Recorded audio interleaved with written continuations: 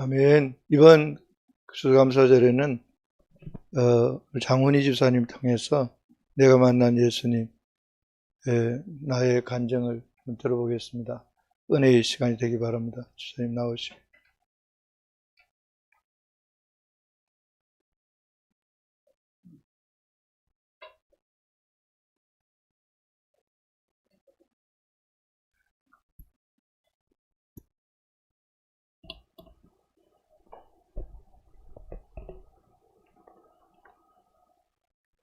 추수감사절 간증을 하게 된 장훈희입니다.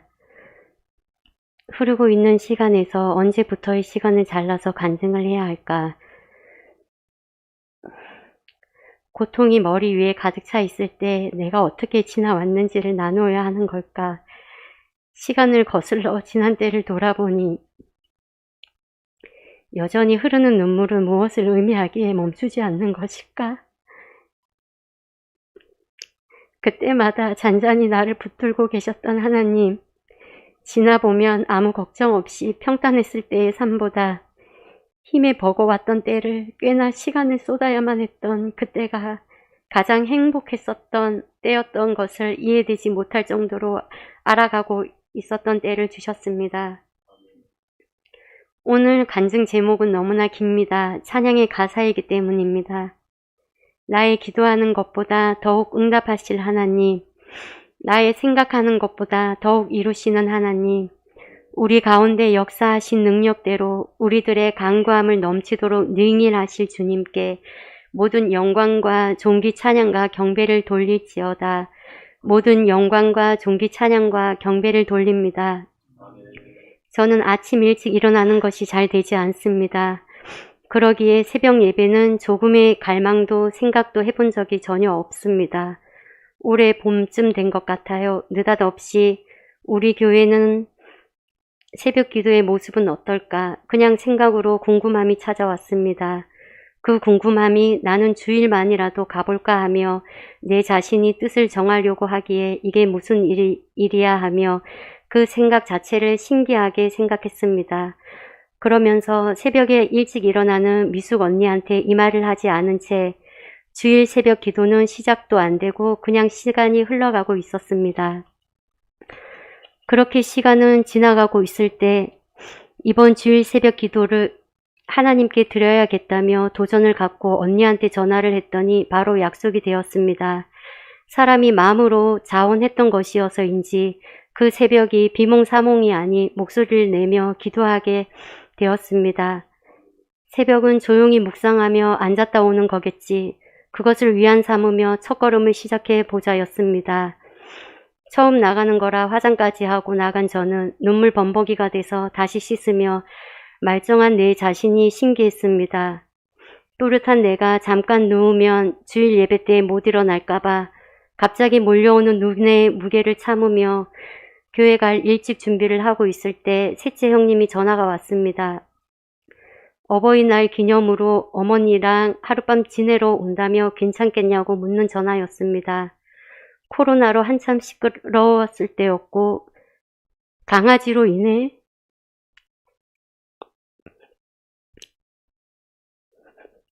사람이 집에 오지 못하는 시간을 너무나 오래도록 살다 보니 부담스러웠습니다.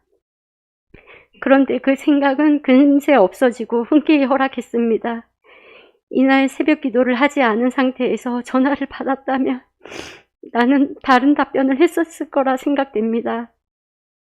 아직 그날이 몇 주간 남았는데 반갑게 맞이해주고 싶은 마음에 아끼고 있던 물건들을 꺼내며 이것저것 미리 챙기고 있을 때 제가 조용히 기도가 나옵니다. 하나님, 형님하고 어머니가 오는데 저는 고작 돈으로 살 수 있는 물건들을 챙기고 있네요. 하나님이 가장 좋은 것으로 챙겨주세요. 그 기도가 맞춰진 후 꺼내놓은 물건은 다시 치워놓고 싶은 생각이 들 때 하나님이 그럼 기도해 하시는 거예요. 저와 대화하듯 그 음성을 듣고 언니한테 어머니 오실 때까지만이라도 새벽 기도 같이 가자고 얘기를 꺼내게 됐고 시작하게 되었어요. 저희 저의 기도는 어머님이 교회에 나와서 함께 예배 드리는 것, 그것이 허락되기를 기도했는데 우리 하나님은 더 깊이, 더 친밀히 유아실에서 목사님을 만나 하나님, 예수님에 대하여 말씀을 주셨습니다. 하나님께서 일을 시작하기 전 우리에게 신호를 주신다는 것을 알게 되면서 그때마다 순종하면 그 결말이 하나님의 뜻이 이루어짐을 알게 되었습니다. 이런 식으로 기도 때마다 마음의 신호 주신 것을 기도하면 응답 주신 일들이 많아졌습니다. 어쩌면 저는 몰라서 알아채지 못했던 것 같습니다. 얼마 전 동생은 새 아파트 입주를 코앞에 두고 있었던 시기였습니다. 철야 시간 말씀을 들으며 입주를 하게 되면 형제들 만나서 그저 먹고 얘기 나누다가 헤어지는 그 정도가 아니라 주님이 함께 하시는 다시 살아난 나사로의 집 방문의 잔칫날처럼 동생 집도 주님이 주인 되시는 기쁜 날이 되어서 우리 모두가 하나님께 감사드리는 날이 되었으면 좋겠다. 그런 생각으로 실상이 가까워 오기를 기도로 시작했습니다. 하나님, 이 타이밍을 놓치지 않게 해주세요. 이 귀한 날의 모임을 준비할 수 있도록 계획을 주세요.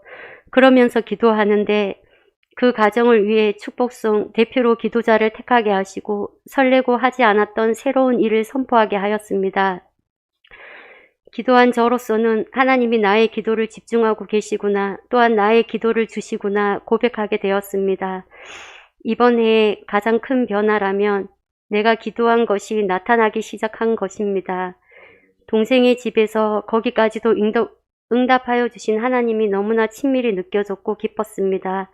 그런데 동생이 이날의 일들을 작은 카메라로 동영상을 찍어 그에게 간직하게 되었습니다.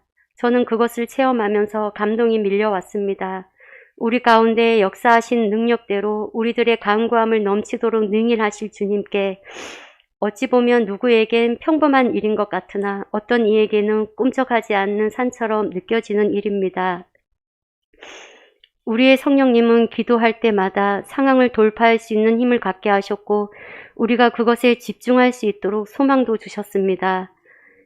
이렇게 글로 간증을 쓰는 것이 디테일하게 상황을 적어내는 것에 한계가 있지만 제가 이날의 간증자로서 선 결말의 내용은 기도한 나이기보다는 기도를 하게 하시고 그 문을 열어주시는 우리의 주님이 응답을 주시기를 기다리시는 분, 우리의 마음을 하나님께 토설하기를 준비시키시는 분, 두서없이 사람에게 나의 아픔, 상황을 얘기하기보다 이미 아시는 하나님께만 더 진실이 나누고 싶을 정도로 다 갖고 계시는 인격의 하나님, 그 하나님이 저에게 가까이 오셨습니다. 마지막으로 동생 입주 축하하는 날 대표로 기도했던 장미숙 집사님의 기도를 다시 마음에 새기며 제일 가까운 나를 위해, 사랑하는 이들을 위해 이렇게 기도해 주시면 기도하는 저희도, 기도받는 그들도, 기도를 들으시는 주님도 하나가 될 것입니다.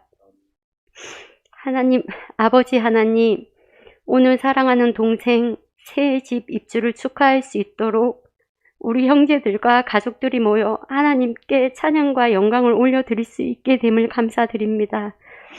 우리들의 모든 시간과 걸어왔던 모든 순간들이 하나님의 은혜였음을 알고 고백할 수 있으니 감사합니다. 육신의 부모와 믿음의 어머니를 보내주심도 감사드립니다. 엄마의 기도가 땅에 떨어지지 않고 반드시 응답해 주심을 보게 하심 감사합니다. 우리 모두 주님의 집에 뿌리를 내렸으니 우리 하나님의 뜰에서 크게 번성할 것이라. 늙어서도 여전히 열매를 맺으며 진액이 넘치고 항상 푸르를 것임을 믿습니다. 수환이, 윤진이, 이 가정이 에덴의 동산처럼 복된 가정, 은혜의 담비 내려 풍성하게 하시오며 새들의 노래처럼 즐겁고 아침 햇살처럼 평화로운 가정, 날마다 양식 주사 건강하게 하시오며 약할 때 힘 되시며 아플 때 치료하시며 슬플 때 위로하고 어려울 때 도우시며 이 세상 끝날 때까지 사랑으로 보호하여 주옵소서. 믿음으로 하나님을 기쁘시게 하길 원하며 우리들의 구주가 되시는 예수님의 이름으로 기도드립니다.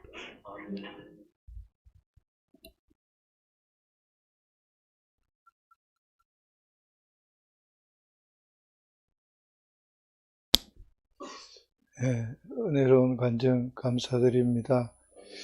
이 지사님 기억, 이제, 그 어머님이 오신 후로부터 제가 이 지사님 기도하면 서봉희 성도님을 같이 기도하게 됐는데, 연세 높으시지만은 시골에서 정말 주님께서 만나주시고 인도해 주시기를 기도합니다.